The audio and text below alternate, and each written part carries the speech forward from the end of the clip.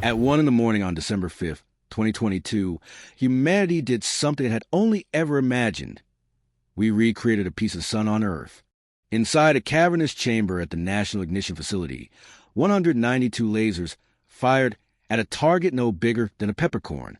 In a single heartbeat, those beams unleashed 2.05 megajoules of light that ignited a miniature star, producing 3.15 megajoules of fusion energy. For the first time in history, a fusion reaction gave back more energy than it consumed. 70 years of research, billions in funding, and countless disappointments led to that instant. Yet when it finally happened, the world barely stopped to notice. While headlines buzzed for a week and then faded, the implications are still echoing through global energy labs today. That tiny flash didn't just prove scientists could do the impossible. It marked the end of the 30 years away joke and the beginning of a real countdown to limitless clean power. Because this wasn't an accident, it's a repeatable, reproducible ignition.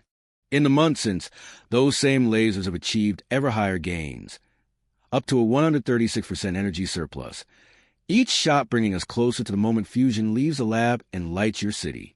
But here's the twist most people miss. This wasn't only a physics victory. It quietly flipped the energy future of the planet from scarcity to abundance. The question that follows changes everything. Now that we made our own star, what happens next? Since the first spark of civilization, humanity's progress has been written in the story of energy. We tamed fire, split atoms, and wired the planet, but each leap came with a cost. Smoke-filled skies, radioactive waste that outlives empires, a climate tipping toward chaos. Every source of power we've mastered has demanded a trade-off we could never fully afford. Fusion was supposed to be different. Simple, elegant, nearly divine, joining atoms instead of tearing them apart, generating colossal energy with no long-lived waste, no carbon emissions, no chance of meltdown. Its ingredients? Hydrogen from seawater and lithium from the Earth. Two of the most common elements on the planet, if we can make it work. One glass of seawater could power an entire home for a year. But for 70 years, making it work was the scientific equivalent of chasing lightning with a butterfly net. Every experiment in the 20th century promised ignition, only to fall short. Billions of dollars, brilliant minds, national labs, all running up against the same wall. How you bottle a sun that wants to melt its container. That's why the December 2022 shot shook the scientific world. It shattered the psychological barrier more than the physical one. For the first time, fusion energy gave us a measurable surplus and a glimpse of a future where fuel scarcity is replaced by plasma abundance. Yet success only raised a harder question. Was this the dawn of an energy revolution, or just a spark before another decade of delay? Because behind the headlines lies the uncomfortable truth. Achieving ignition once doesn't power a single light bulb.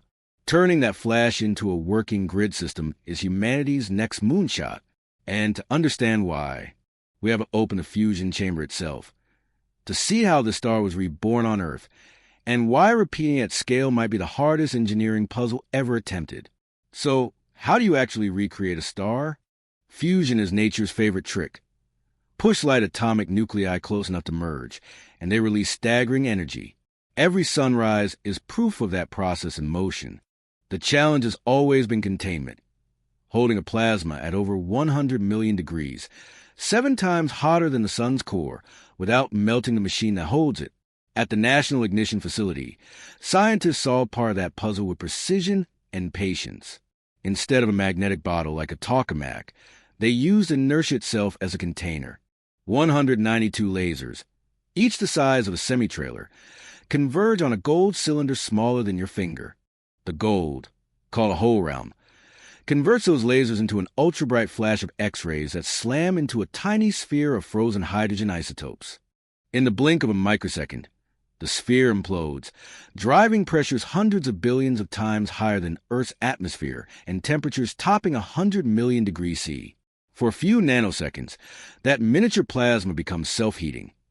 Its own fusion events create energetic helium nuclei that feed the fire further. Physicists call this state burning plasma, and it's the threshold between experiment and ignition. The first time it happened, Even seasoned researchers didn't believe the data. They reran diagnostics, recalibrated instruments, triple-checked for measurement error. And when the number still said 3.15 megajoules out from 2.05 in, disbelief turned to elation. Since that night, they've done it again and again, each shot cleaner, hotter, more efficient. What began as theory in mid-century Soviet notebooks now plays out as reproducible, peer-reviewed reality. But understanding why it works is only half the story. Turning a few megajoules into power for 8 billion people demands more than pure physics. It demands reimagining the entire architecture of energy. And that's where the real revolution begins. In a way, the night the lasers fired was less a victory and more a mirror held up to humanity. For 70 years, we've chased infinite power, doubting we could ever manage it responsibly. Now we bottle the process that lights the stars, and the real test isn't scientific anymore. It's moral, economic, planetary. Fusion changes every rule. 1 kilogram of its fuel has the energy of 10 million kilograms of coal. A single plant could power an entire city without smoke, pipelines, or risk of meltdown. No waste lasting millennia. No carbon building invisible walls around the atmosphere. Just clean, continuous power, available anywhere there's seawater and lithium. It means nations once chained to oil exports could reinvent themselves through technology, not resource luck. It means desert countries could run desalination plants that turn salt water into drinking water on continental scales. Steel and cement, today's dirtiest industries, could be reborn as clean as coding. The arithmetic of scarcity tilts toward abundance. But the breathtaking possibility carries a quieter question. Can our politics, our economies, and our imagination evolve as fast as our science? Every previous energy revolution, coal, oil, fission, made some nations powerful and others dependent. Fusion could reset that map entirely, giving every coastline potential to power itself. The shift won't just light homes. It will dim old empires built on fuel control. That's the paradox. The same flash that proved limitless energy is possible could ignite a new struggle over who gets to own the sun on Earth. And that's why the moment of triumph still feels unfinished, because this new dawn demands not just reactors, but responsibility. For the first time in history, humanity has done what once sounded like blasphemy. We recreated the physics of a star, contained it, and made it obey our instructions for a few blazing billionths of a second. That instant at the National Ignition Facility wasn't just a lab success. It was proof that the impossible can, with decades of obsession and precision, become reproducible fact. From that moment on, fusion stopped being a dream of scientists and became a deadline for engineers. Inside labs from Massachusetts to Kyoto, researchers are already racing to scale it, using magnetic bottles threaded with superconducting coils, laser systems hundreds of times more efficient, and AI controllers smart enough to sense instability before it forms. Each advance shortens a gap between discovery and device, between ignition on a test bench and power in a neighborhood. If fusion succeeds, the narrative of energy itself changes. From extraction creation, from burning our past to illuminating our future. It means every solar panel, every wind turbine, every renewable source finds its perfect partner. Clean baseload energy that never sleeps. But the real story is still unfolding.